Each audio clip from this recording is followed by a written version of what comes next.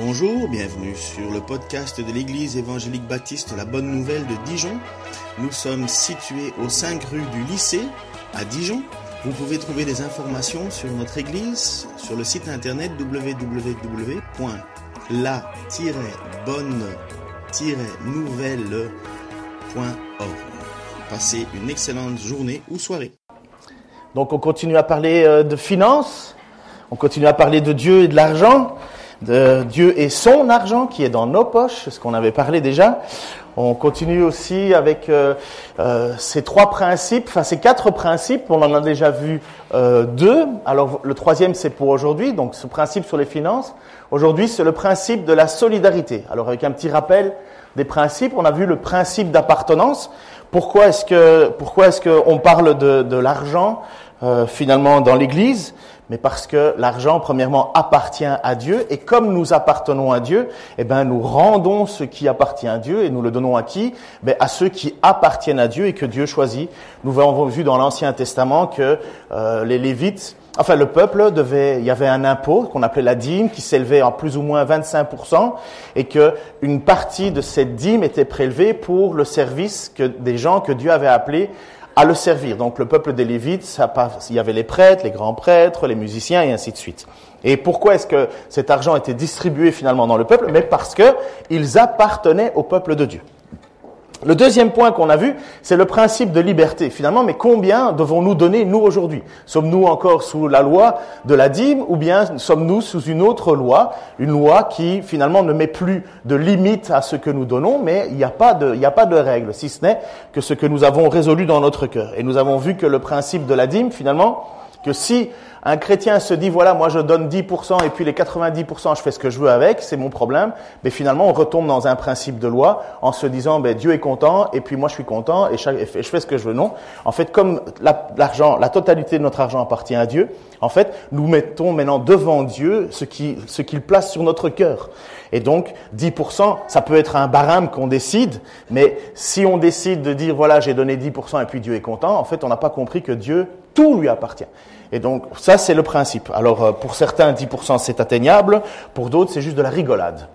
Et pour certains, c'est inatteignable. Et donc, on voit aujourd'hui un autre principe qui est le principe de la solidarité. Donc, on va en parler aujourd'hui. Et la semaine prochaine, oui, c'est moi. La semaine prochaine, ça sera le principe de la responsabilité. Donc, ces 4 principes attraxent, et c'est peut-être possible qu'on fasse une série bonus. Parce qu'en fait, je me rends compte qu'il y a tellement de choses encore à raconter et à pouvoir enseigner sur le thème de l'argent, qu'il y a peut-être une version bonus, mais on verra. On fera peut-être un vote. Si on lit 2 Corinthiens, chapitre 8, 7 à 9, voici ce qu'il dit. Il parle à des Corinthiens, comme je vous ai expliqué, qui sont des gens, en fait, ils sont aisés, les Corinthiens. Vous êtes riches dans tous les domaines, qu'il s'agisse de la foi, de la parole ou de la connaissance, du zèle en toutes choses ou de l'amour, qui de nos cœurs a gagné le vôtre. Cherchez donc aussi à exceller dans cette œuvre de générosité. Ce n'est pas un ordre que je vous donnais. Je vous ai dit que ça, c'était le fait que, voilà, l'apôtre Paul est dans le Nouveau Testament. En fait, on ne voit jamais d'ordre à donner de l'argent. Il n'y a pas de règle, il n'y a pas de loi, il n'est pas dit vous devez. Mais Paul insiste pour faire naître cette générosité dans le cœur des gens.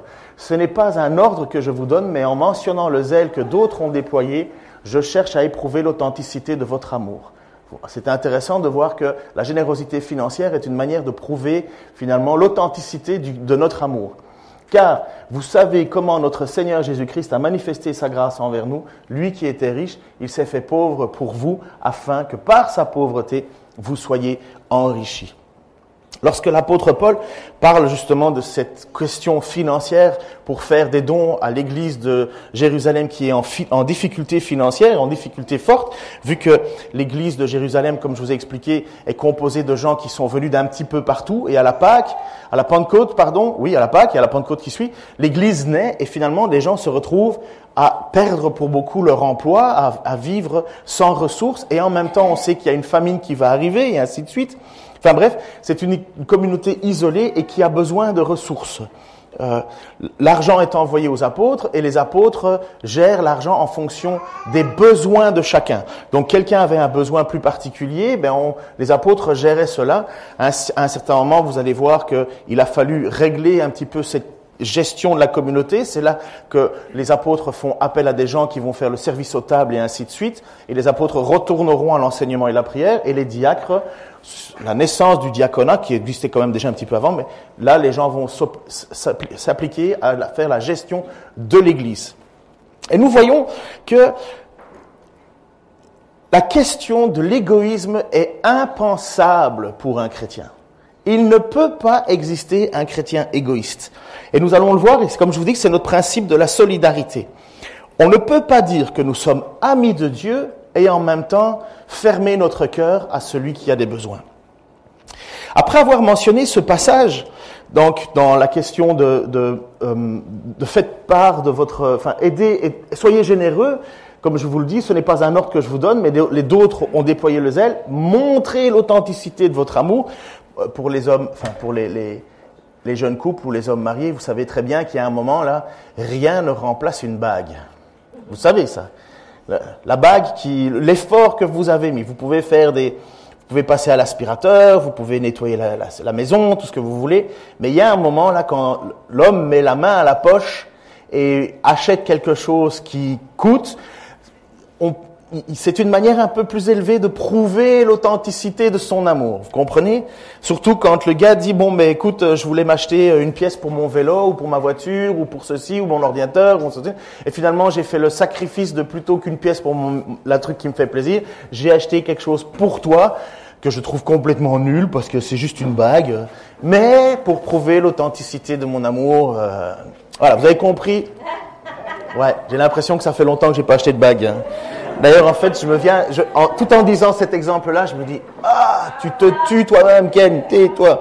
Surtout que je dois acheter des pièces pour mon ordinateur. Hein. Bon. Oui, tu peux commencer à te réjouir, chérie, je vais le faire. Il y a un passage que Paul va utiliser pour parler du principe de la solidarité. Comment nous devrions vivre entre nous. Et il va utiliser un passage qui se trouve dans l'Exode. Dans l'Exode, il y a un certain moment, donc le peuple qui sort de l'esclavagisme de l'Égypte, et pendant 40 ans, Dieu va les faire tourner dans le désert, il va un peu épurer les râleurs, et c'était ça un peu l'idée, puisque c'était un peuple qui s'était malheureusement détourné. Dieu fait mourir une génération pour rentrer dans le pays promis. Vous avez fait le test, seulement 2 personnes de l'ancienne génération et les moins de 20 ans sont rentrés dans le pays promis, Caleb et Josué. Moïse n'est même pas rentré dans ce nouveau pays promis. Et là, il y a un certain moment, pendant ces 40 ans, Dieu qui va apprendre au peuple à être dépendant de lui. Dieu va apprendre au peuple à lui faire confiance pour sa nourriture de chaque jour, ses besoins de chaque jour. Dans le désert, il n'y a pas grand-chose qui pousse. Dans le désert, en fait, c'est mort. Si on n'a pas un apport de l'extérieur, on meurt. Et voilà ce que Dieu va faire. En voyant cela, donc c'était la pluie de farine, de la manne, qui descendait. Les Israélites se demandèrent les uns les autres, qu'est-ce que c'est? Car ils ne savaient pas ce que c'était. Moïse leur dit, c'est le pain que l'Éternel vous donne à manger. Pendant 40 ans, Dieu a fait pleuvoir de la farine du ciel et fait venir des petites cailles. Et pendant 40 ans, le menu, c'était pain aux cailles, ou cailles au pain, ou pain avec un peu de cailles, ou beaucoup de cailles avec un peu de pain. Mais pendant 40 ans, c'était cailles et pain. Voici ce qu'il a ordonné à ce sujet, que chacun de vous en ramasse autant qu'il est nécessaire à sa nourriture, soit environ 4 litres par personne. Chacun en prendra pour le nombre de ceux qui sont dans sa tente. Les Israélites agirent ainsi, et ils en ramassèrent les uns plus et les autres moins. Lorsqu'ils mesurèrent leur récolte, celui qui en avait ramassé beaucoup n'en avait rien de trop, et celui qui en avait pris moins n'en manquait pas. Chacun en avait ramassé ce qu'il lui fallait pour en manger. Moïse leur recommanda que personne n'en garde jusqu'à demain matin. Mais certains ne lui obéirent pas et en gardèrent pour le lendemain. Il s'y mit des vers et cela sentait mauvais. Alors Moïse se fâcha contre ces gens. Tous les matins, ils ramassèrent donc la manne, chacun la ration nécessaire à sa nourriture. Quand le soleil devenait chaud, elle fondait. Imaginez que Dieu mette ce principe au milieu de nous. Alors, le peuple de Dieu est un peuple à part, choisi pour être le représentant de Dieu sur terre, et Dieu a une façon pédagogique de faire comprendre aux gens comment ça marche. Mais c'est comme si vous aviez votre salaire qui tombait sur votre compte en banque, et il y a chaque jour votre salaire qui va tomber. Et imaginons que vous avez tous droit à 100 € par jour. Alors, il y en a certains qui sont plus économes que d'autres. Il y en a certains qui vont vivre avec 15 €. Il y en a d'autres qui vont vivre avec 75 € et d'autres vont dire, c'est un peu juste, mais on y arrive. Et c'est comme si le lendemain matin, votre compte retombait à zéro. Donc, tous ceux qui auront fait des efforts pour mettre de l'argent de côté, puisque c'est ce qui se passait, certains ne lui obéirent pas et gardent l'air de la manne pour trésoriser, ça pourrissait. C'est comme si votre compte en banque, boum, retombait à zéro. Je peux vous assurer qu'au bout de 40 ans, vous comprenez ce que c'est que la dépendance à Dieu. En même temps, ce passage-là nous montre que chacun avait exactement ce qu'il fallait. Celui qui en avait ramassé beaucoup n'en avait pas trop, et celui qui en avait ramassé peu en avait assez. Et en fait, on pense que c'est parce qu'il y avait le principe d'égalité. Il y en a certains, vous savez, c'est comme toujours. J'ai eu l'occasion de faire 2 fois les vendanges. Dans les vendanges, vous avez des gens qui coupent les raisins, mais à une vitesse folle. Franchement, ils nous agacent même parce qu'on dit ouais, il est déjà là-bas. Enfin bref, pour ceux qui, pardon, c'est peut-être des bourguignons, ouais, c'est peut-être des bourguignons. Et donc, et ce qui se passe, c'est que vous êtes en rang, et donc tout le rang doit monter ensemble pour finalement commencer d'autres rangs et descendre. Et bien souvent, qu'est-ce qui se passe? Il y en a qui sont plus lents que d'autres, et donc les plus rapides retournent dans le rang qui n'a pas été fini, et ils descendent pour rejoindre celui qui avançait moins vite. Et c'est un peu un principe d'égalité. On ne passera pas à l'autre étape si on n'a pas fini les rangs. Bien sûr, l'idée, c'est pas de venir en aide aux glandeurs. Celui qui glande, et celui qui a rien envie de faire, il tient pas longtemps dans une vie. Le lendemain, on le voit plus en général. Le point est ceci. Et l'apôtre Paul le dit clairement à un certain moment. Il te dit, attention, celui qui veut pas travailler ne mange pas non plus. L'idée, c'est de venir en aide, selon le plan de Dieu, de venir en aide à ceux qui n'y arrivent pas. C'est un terme qu'on entend aujourd'hui beaucoup dans les discussions, les derniers de cordée. Qu'est-ce qu'on fait avec? Parce qu'il y a toujours des plus forts, et il y a toujours des plus faibles. Il y a toujours ceux qui sont plus doués et ceux qui sont moins doués. Qu'est-ce qu'on fait? Eh bien, le principe biblique, le principe de Dieu, c'est le principe de la solidarité. On est solidaire des autres. On est solidaire de ceux qui n'avancent pas. Attention, je répète, pas de ceux qui veulent rien. Ceux qui se reposent en disant « Ah, ben moi je fous rien et les autres vont travailler pour nous ». Dieu dit, par l'intermédiaire de l'apôtre Paul, « Travaille pas, mange pas ». Mais les plus faibles, on doit venir à leur secours. Et voilà que le principe de la manne vient déjà aider le peuple à comprendre cela. Vous êtes un peuple. Vous avez besoin les uns des autres. Vous avez besoin de vous aider les uns les autres. Combien de fois Moïse va devoir dire, mais vous êtes un peuple. Vous êtes unis. Ne cherchez pas à vous combattre. Vous êtes un peuple. Et cette notion de solidarité, elle ne peut exister que quand on prend conscience à qui on appartient. Qui nous sommes. Jésus a dit exactement la même chose au sujet de s'amasser. Ne vous amassez pas de richesses sur la terre, où elles sont à la merci de la rouille des mythes qui rongent, ou des cambrioleurs qui percent les murs pour voler. Amassez-vous plutôt des trésors dans le ciel, où il n'y a ni rouille, ni mythe, qui rongent, ni cambrioleurs, qui percent les murs pour voler. Car là où est ton trésor, là sera aussi ton cœur. C'est le même principe que la manne. C'est exactement cette même idée. N'essaye pas d'en remettre de côté, ça va pourrir. N'essaye pas d'en ranger dans le fond de ta maison pour trésoriser et finalement devenir de plus en plus fort et puissant. Non, partage-le. Vous voyez, c'est pas éloigné, loin de là de cette volonté. Et maintenant, qu'est-ce qu'on fait? Comment est-ce qu'on fait pour s'amasser des trésors dans le ciel? Est-ce qu'on prend son argent, on le jette en l'air et on dit à Dieu, vas-y, prends ce que tu veux? Ou bien, est-ce qu'il y a un compte IBAN avec marqué ciel dessus et le code SWIFT international et vous faites des dons au ciel, vous faites comme ça? Comme les petits-enfants qui écrivent leur lettre au Père Noël en s'imaginant qu'il y a quelqu'un qui va la lire. Lettre au Père Noël. Est-ce que vous envoyez comment vous faites pour envoyer vos dons et comment vous faites pour amasser des trésors dans le ciel?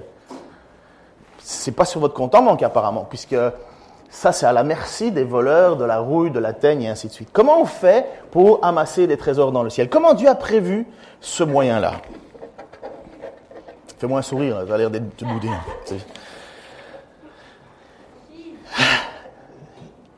Dieu a prévu le moyen de solidarité. Premièrement, s'amasser des trésors dans le ciel, et si on regarde bien le principe, Dieu a prévu pour son peuple des responsables. Ces responsables ne vivent pas d'amour et d'eau fraîche. Ils vivent par la générosité de son peuple. Ça a été enseigné dans l'Ancien Testament et l'apôtre Paul, et ça sera le prochain sujet, principe de responsabilité, que celui qui prêche l'évangile vive de l'évangile. Et on verra ainsi de suite toutes ces choses-là. La deuxième chose, c'est que l'argent qui est disposé, que vous avez et que vous faites don généreusement à l'Église, selon ce que Dieu a mis sur votre cœur, cet argent est utilisé après ça pour soutenir des activités.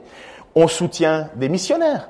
On soutient des œuvres, on soutient des personnes qui passent par des moments difficiles, on soutient des fêtes de Noël, on soutient des activités lorsqu'on fait un baptême ici ou quoi que ce soit, on veut qu'il y ait des drinks en arrière, votre argent est investi dans le système de Dieu. On n'a pas de banque dans laquelle on doit trésoriser. Et d'ailleurs, je l'ai toujours dit, si une banque a trop d'argent, si une église a trop d'argent sur son compte en banque, c'est mauvais, c'est pas bon.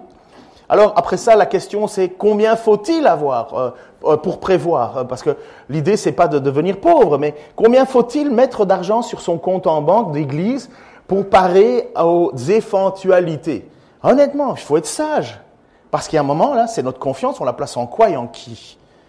En Dieu ou dans l'argent? Nous sommes des églises, c'est bien la première chose que nous devrions mettre et montrer en avant, c'est bien le fait que nous vivons par la foi, sans être déraisonnables. Mais une église qui a trop d'argent et qui le laisse sur son compte, et plutôt que de l'envoyer à des œuvres missionnaires ou des autres églises qui ont des difficultés, ou peu importe, elle passe à côté de ce que Dieu demande.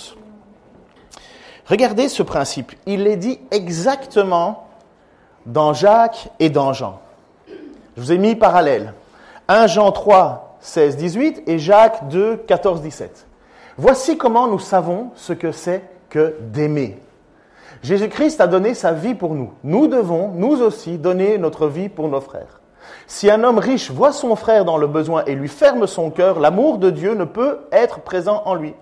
Mes enfants, que notre amour ne se limite pas à des discours et à des belles paroles, mais qu'il se traduise en actes accomplis dans la vérité. Et les actes accomplis dans la vérité, pour ceux qui sont riches, et nous sommes riches, c'est aider celui qui est dans le besoin. On ne peut pas dire à quelqu'un qui te dit, voilà, j'ai de la difficulté en ce moment, est-ce que tu peux m'aider parce que ce mois-ci, j'y arrive pas, est-ce que toi, tu l'as dans ta poche? Tu l'as pas, hein.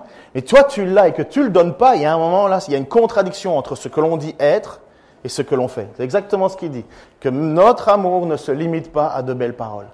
Mes frères, ça c'est Jacques, à quoi servirait-il à un homme de dire qu'il a la foi s'il ne le démontre pas par ses actes? Une telle foi peut-elle le sauver?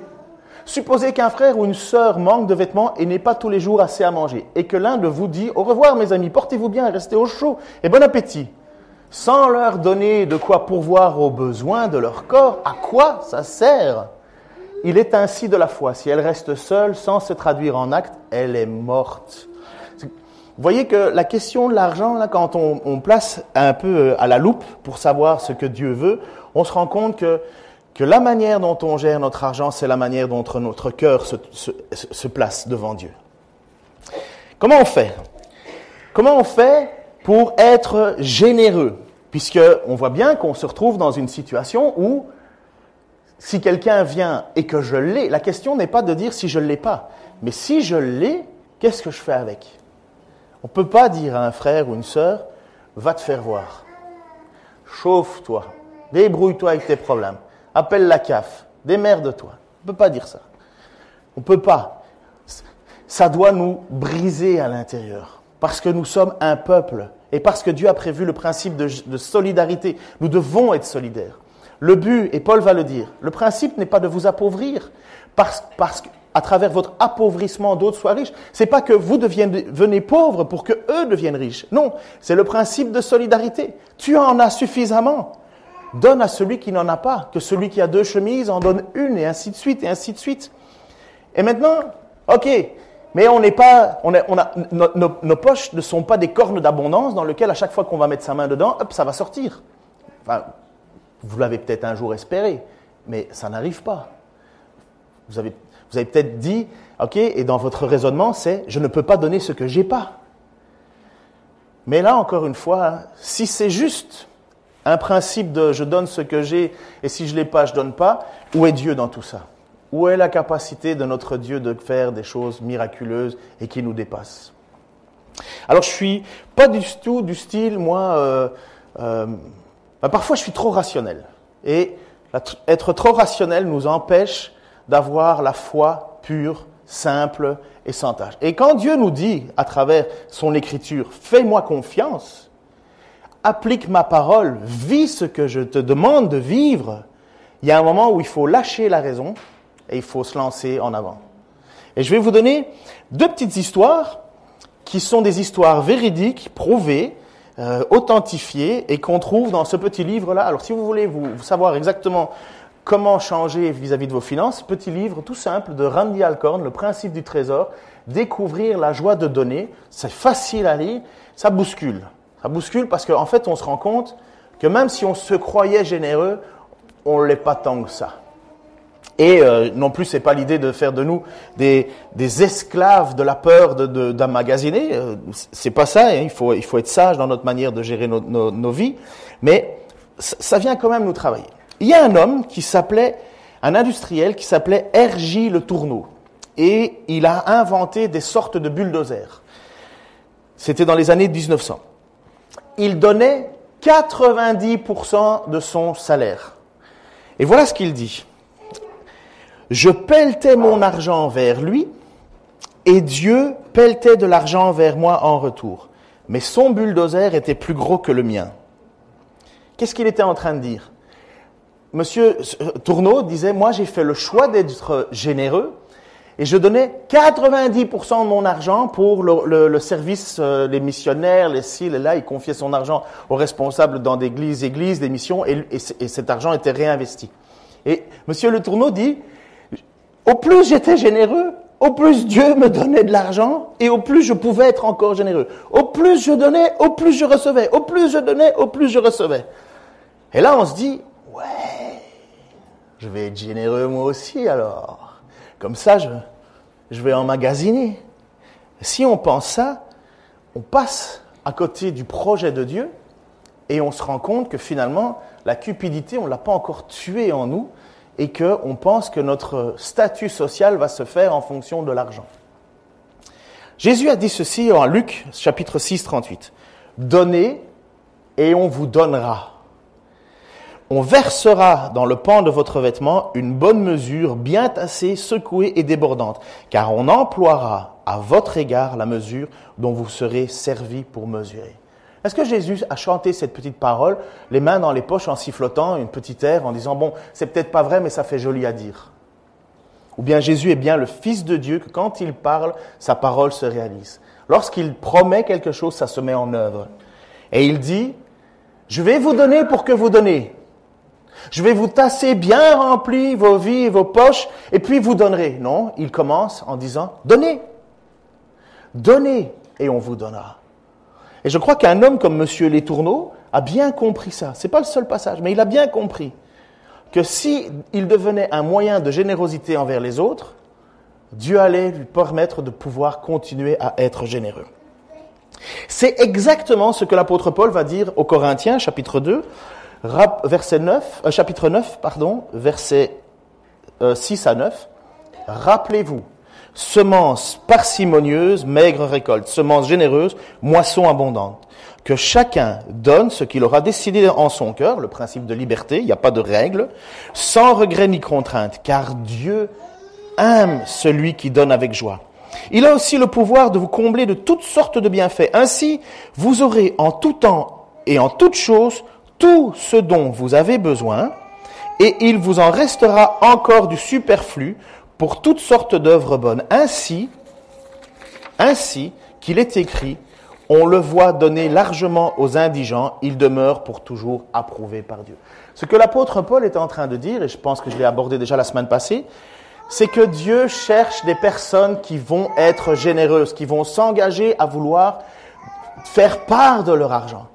Et Dieu nous en donnera toujours suffisamment pour que nous en ayons, pour que nos besoins soient satisfaits et pour que nous puissions continuer à être généreux.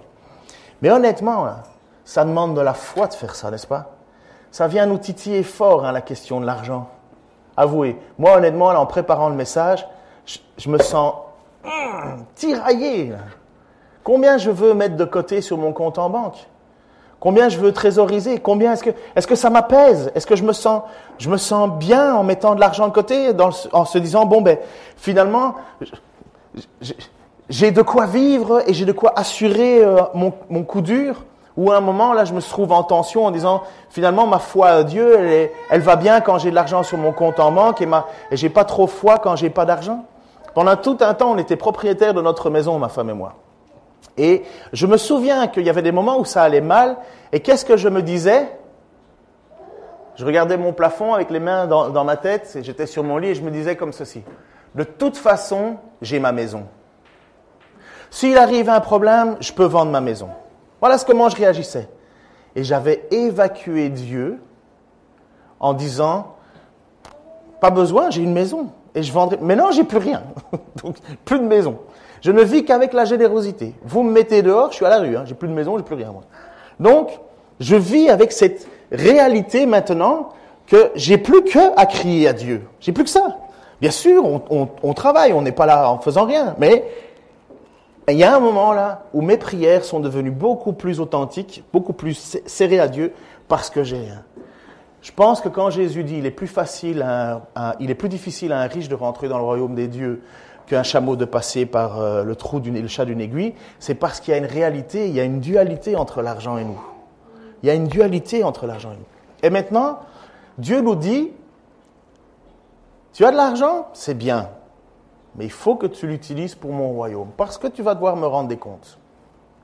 Je vous donne une autre petite histoire qui est écrite dans toujours ce petit livre de Randy Alcorn, Le principe du trésor. Lors d'une conférence missionnaire, alors j'ai oublié mes lunettes, c'est pas grave, je vais y arriver, vas-y Ken, t'es pas vieux. Lors d'une conférence missionnaire, l'orateur mit le public au défi de donner 1 million d'euros pour contribuer à l'œuvre du Seigneur dans le monde. Ce montant était irréaliste, on est d'accord? Irréaliste. Pour certains. Et surtout aux yeux d'un homme qui s'appelait Scott Lewis présent dans la salle, parce qu'il dépassait de très loin tout ce qu'il pouvait imaginer. En effet, son entreprise de machines-outils produisait un revenu inférieur à 50 000 euros par an. L'orateur lui demanda combien il avait donné l'année précédente. Déjà, c'est osé, mais bon. C'est une conférence missionnaire, tu vas là pour savoir comment tu veux t'engager dans la mission. Et, je me trompe. L'orateur lui demanda combien il avait donné l'année précédente. Et Scott fièrement a répondu, mon entreprise a donné 17 000 euros, soit environ 35% de son revenu. Sans scier, l'orateur suggéra, pourquoi ne te fixes-tu pas comme objectif de donner 50 000 euros l'année prochaine? C'est quand même gonflé de faire ça, franchement. Scott se dit que l'homme n'avait pas bien compris. C'était plus que ce qu'il avait gagné en une année entière. Scott et son épouse décidèrent pourtant de remettre ce défi à Dieu, en lui demandant de faire l'impossible. Dieu a pourvu d'une façon incroyable et les Lewis ont pu donner 50 000 euros. L'année suivante, ils se fixèrent un autre objectif, verser 100 000 euros. Une fois encore, Dieu pourvu. En 2001, Scott m'a écrit pour m'annoncer qu'il venait de franchir la barre du 1 million d'euros. Le plus réjouissant est qu'il ne s'arrête pas là. Voilà ce que j'appelle savoir donner. Alors, ce sont des histoires vérifiables, les gens existent vraiment, et ils ont fait ce choix de dire Seigneur, c'est un don, c'est un don de libéralité, un don de générosité. Le fait de dire voilà Seigneur, l'année prochaine, on décide de faire cela. Ça se fait dans le secret, c'est pas avec trompette et tambour. Le but c'est pas de dire voilà je suis le plus généreux de l'Église. Si on fait ça, on a tout perdu parce que celui qui veut chercher la gloire devant les hommes, c'est tout ce qu'il aura. Il vaut mieux chercher la gloire devant Dieu. C'est pour ça qu'il est dit lorsque ta main donne quelque chose, ne cherche pas à ce que ton œil le voie et ainsi de suite. Donc, c'est ce que faisaient les pharisiens, ils voulaient être bien vus en disant « Tut, regardez, je suis généreux ». Et puis Jésus leur dit « c'est tout ce que tu vas avoir, ton petit tut, au ciel, tu n'auras rien du tout ». Pourquoi est-ce que j'enseigne ça? Et parce que premièrement, c'est la Bible qui le dit. Deuxièmement, parce que c'est pas dans notre logique. C'est pas dans notre logique à nous de dire si je donne, pour nous, si je donne, c'est perdu, je l'ai plus. Et donc, je le donne pas, comme ça, je suis sûr de pas le perdre. Mais la foi, et voilà ce que Dieu nous demande, il nous dit, mais non, apprenez à être généreux. Et vous allez voir, je vais vous donner la possibilité de continuer à être généreux, humblement. Parce qu'il y a une réalité dans le royaume de Dieu. Qu'est-ce qu'on fait de nos richesses? Et voilà que Paul va écrire à ce jeune Timothée qui, lui, est en train de gérer les églises et gérer la réalité des uns et des autres. Et voilà ce qu'il dit. « Recommande à ceux qui possèdent des richesses en ce monde de se garder de toute arrogance et de ne pas fonder leur espoir sur la richesse, car elle est instable. Qu'ils placent leur espérance en Dieu, qui nous dispense généreusement toutes ces richesses pour que nous en jouissions. Recommande-leur de faire le bien, d'être riches en œuvres bonnes, d'être généreux et de partager avec les autres. Ils assureront ainsi pour l'avenir un beau capital placé en lieu sûr afin d'obtenir la vraie vie. » Toute l'Écriture va dans cette notion-là. Toute l'Écriture, depuis la sortie d'Égypte dans le désert où Dieu pourvoyait par la manne et l'écaille, Dieu a toujours dit à son peuple, apprenez à partager. Nous appartenons au peuple de Dieu. Nous sommes une église. Une église n'est pas un club social d'amoureux de l'écriture. Déjà, on n'arrive même pas à s'entendre sur des passages. Alors, vous imaginez, l'église, c'est un peuple que Dieu se choisit en attendant d'aller au ciel. Tous ceux qui sont dans l'église, malheureusement de vous le dire, ne sont pas sauvés. Mais normalement, tous ceux qui sont sauvés devraient être dans l'église. Et qu'est-ce que l'on fait quand on est dans l'église? On s'entraide. On ne peut pas dire « débrouille-toi avec tes problèmes ». Chacun pour soi, Dieu pour tous. Ça n'existe pas dans l'Église. Comment est-ce que je peux dire à mon frère que je l'aime? Comment je peux dire à Dieu que je l'aime alors que je n'aime pas le frère que Dieu a choisi? On ne s'est pas choisi soi-même. Ce n'est pas comme un mariage où on évalue la personne. C'est Dieu qui vient vers nous et qui nous dit « Je t'appelle à me suivre ». Et nous, qu'est-ce que nous sommes? La première chose que nous faisons normalement, c'est « Je ne le mérite pas. Je ne le mérite pas, Seigneur. » Et Dieu dit, j'ai payé tes fautes. Et maintenant, qu'est-ce que l'on fait en tant que peuple? Les premiers chrétiens ont vendu leur maison, leur champ. Ils ont vu que des frères, il y avait des besoins. Ils ont été jusqu'à dépasser l'imaginable. Et nous, on en est où? Pratiquement, en tant que pasteur, j'ai des personnes qui viennent me voir et qui me disent, est-ce que tu peux nous aider? Et vous savez ce que je dois répondre la plupart du temps? Mais tu sais, l'Église, la loi française, culte 1905, la loi 1901, ou je ne sais plus, 1 à 5, à 4 ans près, 5, nous interdit de faire des dons. Vous savez ça, la loi française interdit de faire des dons nominatifs. Donc le culte est, parce qu'ils veulent éviter les abus, et je comprends, il y a quelque chose. Mais nous, quand un frère ou une sœur vient me voir personnellement et nous demande de l'aide, qu'est-ce qu'on fait? Et il y a un moment là, je me fous de la loi 1905. Il y a un moment là où la parole de mon Dieu est plus importante que les lois de France ou de tous les pays où je suis. C'est pas que je veux tricher, mentir. C'est qu'il y a un moment là, si je vois mon frère dans le besoin, je vais l'aider. Et on a déjà fait cela ensemble. Et on va continuer à le faire. Et je voudrais vous encourager à avoir cette notion naturelle en vous de se dire, et en moi, de se dire, si je donne à quelqu'un qui en a besoin, je ne parle pas du superflu, je parle du besoin. Si quelqu'un en a besoin en ce moment, parce qu'il se retrouve dans une situation où il veut obéir à Dieu, je vais aller prendre ce que j'avais mis de côté Ben moi, honnêtement, j'ai 500 € de côté sur mon compte en banque. Hein. C'est tout ce que j'ai. Hein. Donc, et une voiture que peut-être si je la revends, mais bon, comme on a refait un peu la carrosserie en arrière, ça va pas se vendre grand cher. Mais il y a un moment là où je dois le dire. Mais je vous parle cash. Hein. Je me dis, je fais quoi là? J'ai quelqu'un qui a un vrai besoin. J'ai 500 € de côté. Qu'est-ce que c'est 500 €? C'est 4 pneus d'une bagnole. Et ça dépend quelle voiture. Ouais, c'est sûr. Mon voisin avec son Audi RS6 là, ça lui coûte un bras. Hein. Il est dentiste d'ailleurs, si vous voulez aller chez lui vous faire soigner les dents, il doit changer ses pneus. Et qu'est-ce que je fais avec cet argent? Bien sûr, cet argent, il est là parce que j'aimerais, comme prochaine fois qu'il y a un problème sur ma voiture, pouvoir le payer. C'est sage de le faire. Mais il y a un moment, là, je me dis, Seigneur, il y a quelqu'un qui a un besoin, et on se le dit en couple, on va prendre 100 € de ce compte et on va le donner. Et vous savez, à chaque fois que c'est passé comme ça, à chaque fois, moi je regarde en fin de mois, normalement je devrais approcher du rouge, on est encore dans la couleur violet, là, mais en fin de mois, je me dis, mais comment on y est arrivé? On a décidé d'être généreux et à la fin du mois, je vois qu'on n'a pas dépassé le rouge. Comment on y est arrivé? J'en sais rien. Je crois que c'est miraculeux.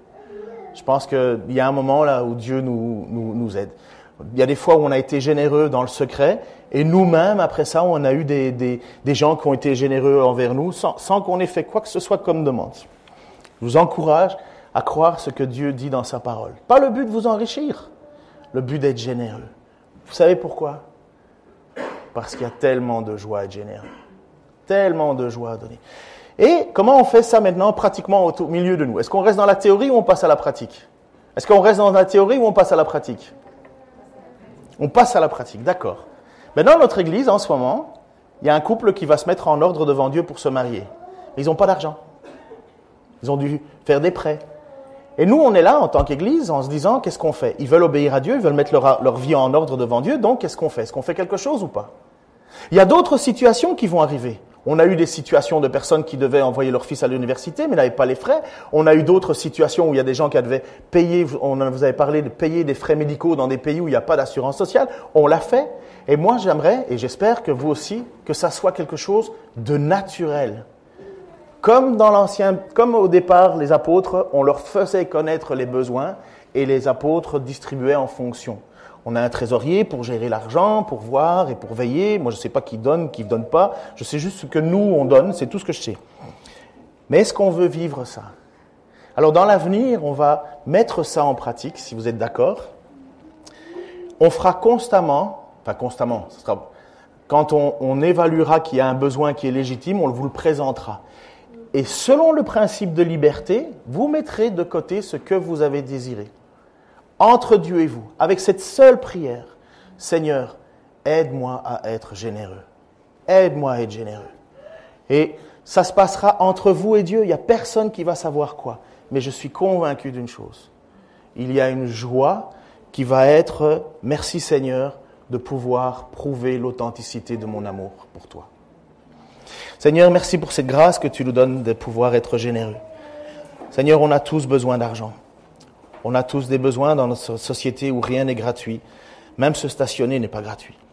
Seigneur, je te demande que nous puissions être des témoins véritables et véridiques, Seigneur, de ce que tu es, le Dieu à qui appartient l'or et l'argent. Seigneur, en tant que peuple, nous voulons, Seigneur, et je te prie pour que nous soyons à l'écoute des besoins des uns des autres. Seigneur, donne-nous d'être sages dans nos gestions des finances personnelles, afin que, une fois nos besoins, Seigneur, comblés, nous puissions, Seigneur, dans notre superflu, aider ceux qui n'en ont pas assez. Seigneur, cette liberté devant nos finances, tu la connais. Seigneur, tu n'exiges pas de nous quoi que ce soit qu'on ne pourrait pas faire. Mais ce que nous pouvons faire, Seigneur, motive-nous à le faire. Pour cette juste simplicité d'être ton peuple et de vouloir être honnête avec toi. Seigneur, je te prie pour la suite des messages sur la question de l'argent. C'est un sujet toujours un peu délicat pour chacun d'entre nous, Seigneur, soit parce qu'on n'en a pas, soit parce qu'on en a trop, mais que tu nous donnes, Seigneur, par ton esprit, la juste mesure de ce que tu attends de nous. Dans ton saint nom, Seigneur Jésus. Amen.